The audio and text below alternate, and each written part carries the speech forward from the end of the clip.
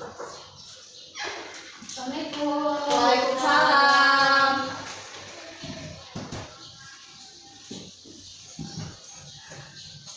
Apa kabar semuanya?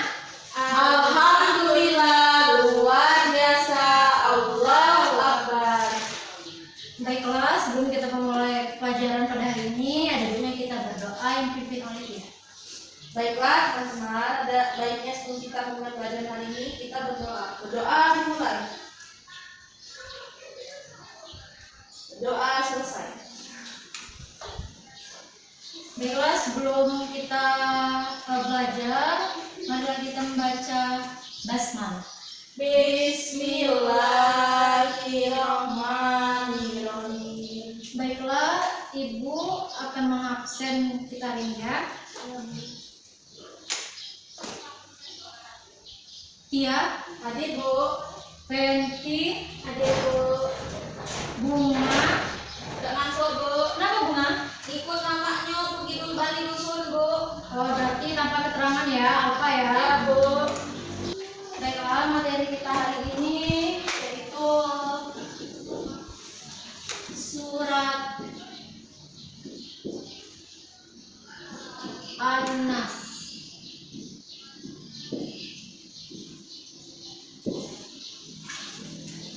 Sebelumnya, apa kalian sudah mendengar surat An-Nas ini? Belum. Sudah dan ada yang belum ya. Nah, hari ini Ibu akan menjelaskan tentang surat An-Nas, yaitu surat An-Nas ini merupakan surat ke 114 di dalam Al-Quran.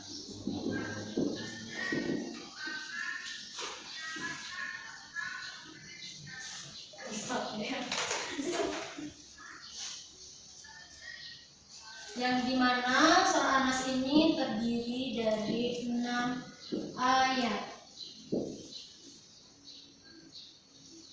Baiklah anak-anak, mari kita sama-sama membacakan surat An-Nas ya. Bismillahirrahmanirrahim.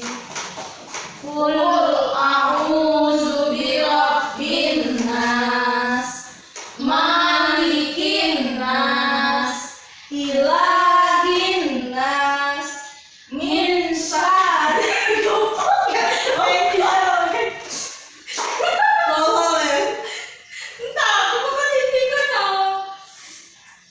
Baiklah anak-anak, mari kita membaca surat An-Nas bersama-sama, oke?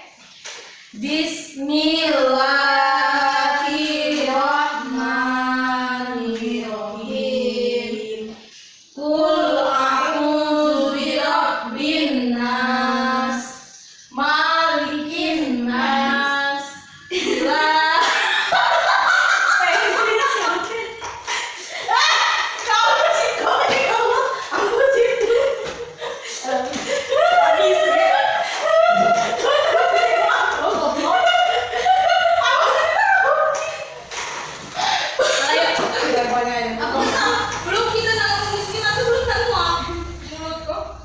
Baiklah anak-anak, mari kita sama-sama membaca surat An-Nas. Bismillahirrahmanirrahim. Qul a'udzu birabbin nas, malikin nas, ilahin nas, min syarril waswasil khannas, allazi yuwaswisu fi sudurin nas, minal jinnati wan nas. Yang dimana artinya, aku berlindung pada Tuhan yang memelihara dan menguasai manusia, raja manusia, sembahan manusia, dari kejahatan bisikan setan yang biasa bersembunyi, yang membisikkan kejahatan ke dalam dada manusia dari golongan jin dan manusia. Baiklah, Ibu akan menjelaskan isi kandungannya.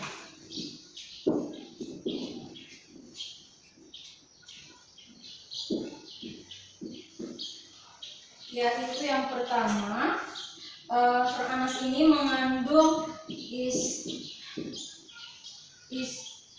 isti'ad, yang dimana artinya adalah permintaan perlindungan.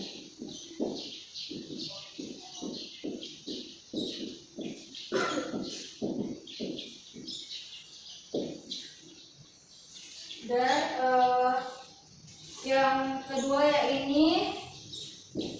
sifat yang kedua ini yaitu menunjukkan sifat bagi Allah, yaitu ada 3, yaitu yang pertama adalah rububiyah, dan yang kedua adalah mulkiyah, dan yang ketiga adalah uluhiyah.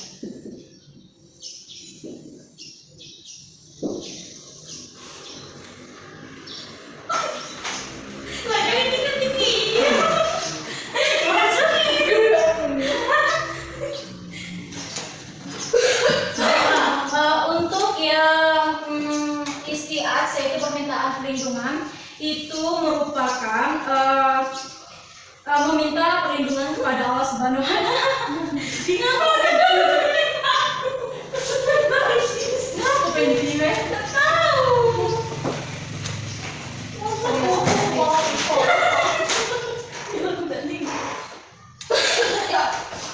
Baiklah, untuk pembahasannya isti'ad, yaitu permintaan perlindungan, yaitu meminta perlindungan kepada Allah Subhanahu wa Ta'ala dari segala kejahatan iblis dan manusia yang dapat melalaikan manusia dengan menebarkan was-was pada diri mereka.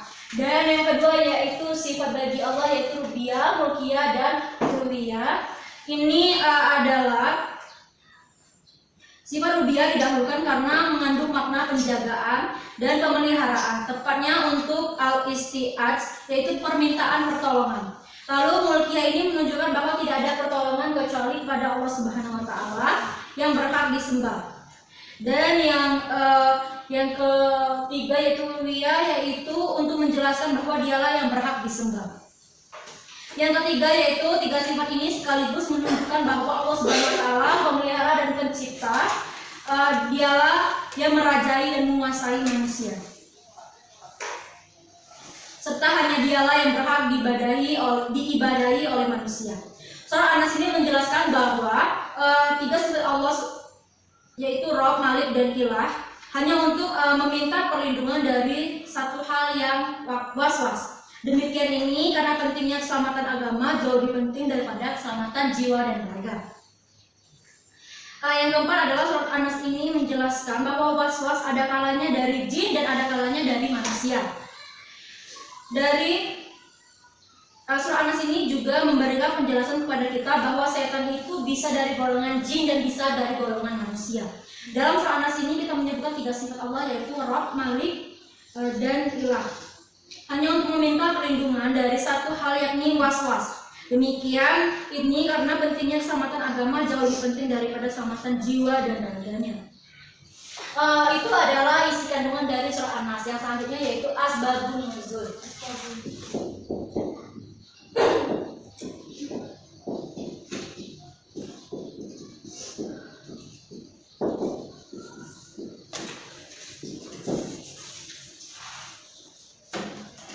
Yaitu diceritakan dalam sebuah hadis yang diriwayatkan oleh Abu Nu'aim dari Abi Ja'far Ar-Rabi'ah bin Anas dari Anas bin Malik dalam kitab Ad-Dalail. Suatu hari Rasulullah SAW menderita sakit yang cukup parah dan 2 malaikat utusan Allah Subhanahu wa Ta'ala datang untuk menjenguknya. Salah satu malaikat duduk di sebelah kepala, sedangkan malaikat lainnya duduk di bagian kaki. Malaikat yang berada di sebelah kaki lalu bertanya kepada malaikat yang ada di sebelah kepala, apa yang terjadi padanya? Malaikat di sebelah kepala pun menjawab, disihir orang. Malaikat pun sebelah kaki bertanya kembali, siapa yang menyihir? Labid ibnu Asam, orang Yahudi, jawab malaikat lainnya. Kemudian malaikat di sebelah kaki bertanya lagi, di mana diletakkan sihirnya itu? Malaikat di sebelah kepala menjawab, di sebuah sumur milik si fulan pada bagian bawah batu. Hendaklah Muhammad pergi ke sumur tersebut, keringkanlah airnya, lalu angkat batunya terhadap sebuah kotak yang berada di bawahnya dan bakarlah kotak itu. Pagi harinya Rasulullah mengutus Ammar bin Yasir serta beberapa sahabatnya untuk pergi ke sumur itu. Sampainya di sana, mereka melihat sumur itu berwarna merah kecoklatan seperti air pacar atau inai. Mereka menimba airnya lalu mengangkat batunya, mengeluarkan sebuah kotak kecil di dalamnya dan membakarnya. Ternyata di dalamnya terdapat seutas tali yang memiliki 11 simpul. Kemudian Allah menurunkan kedua surat ini, Al-Falaq dan An-Nas. Setiap kali Rasulullah membaca satu ayat maka terurailah satu simpul. Kedua surat pendek itu kemudian disebut sebagai Al-Mu'awwidzatain. Al-Mu'awwidzatain.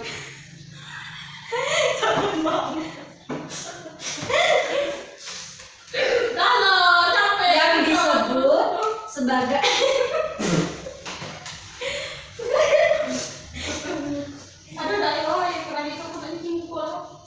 ada.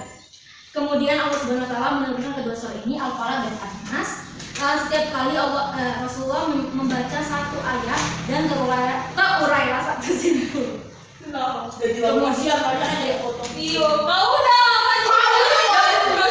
Kemudian Allah Subhanahu wa taala menurunkan kedua surat ini yaitu An-Nas dan Al-Falaq. Setiap Rasulullah membaca surat ini maka terurailah satu simpul. Kedua surat pendek itu kemudian disebut sebagai Al-Mu'awwidzatain. Kedua surat pendek itu kemudian disebut sebagai Al-Mu'awwidzatain. Al-Mu'awwidzatain. Karena kedua surat itu mampu mengobati penyakit akibat sihir pada Rasulullah SAW. Untung belum jelaskan tadi. Yaitu juga surah An-Nas juga itu asal usulnya ya. Ya, Bu. Yang selanjutnya yaitu adalah keutamaan yang luar biasa apabila diamalkan berikut keutamaan surah An-Nas. Yaitu yang pertama adalah menangkal sihir.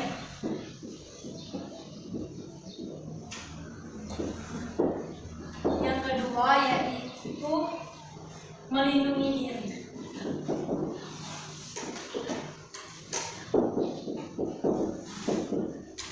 Yang ketiga adalah mendapatkan keamanan saat tidur.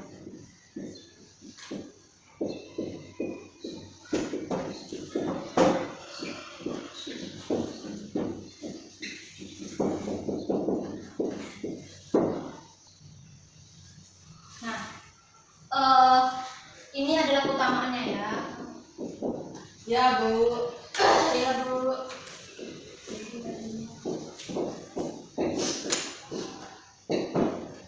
Yaitu yang pertama adalah menangkal sihir.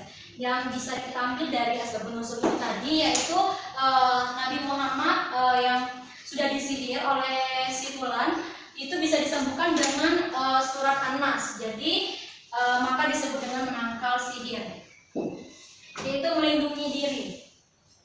Membaca surat An-Nas dapat menjauhkan umat Islam dari godaan jin dan manusia yang datang dari hasutan manusia.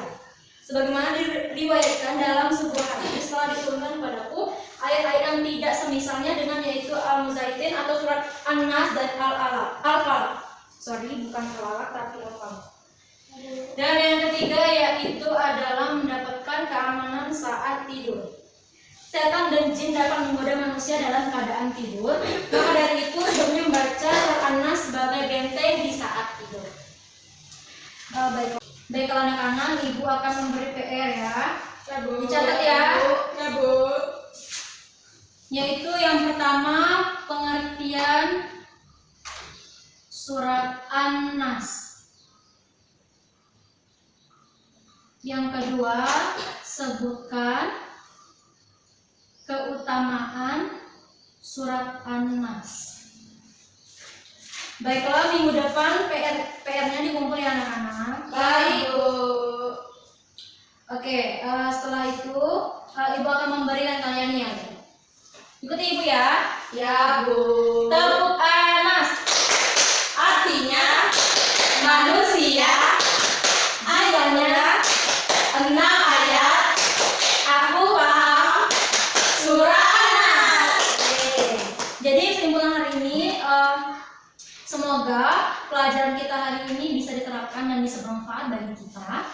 Jadi anak-anak jangan lupa untuk meminta perlindungan hanya kepada Allah Subhanahu wa Ta'ala. Oke, baiklah. Sebelum itu kita tutup acara. Baiklah anak-anak, sebelum kita tutup pelajaran hari ini, kita ucapkan lafaz hamdalah. Alhamdulillahirabbil alamin. Baiklah, sebelum kita pulang, ada baiknya kita berdoa. Berdoa dimulai. Berdoa selesai. Baiklah, Ibu akhiri. Wabillahi taufiq wal hidayah. Wassalamualaikum warahmatullahi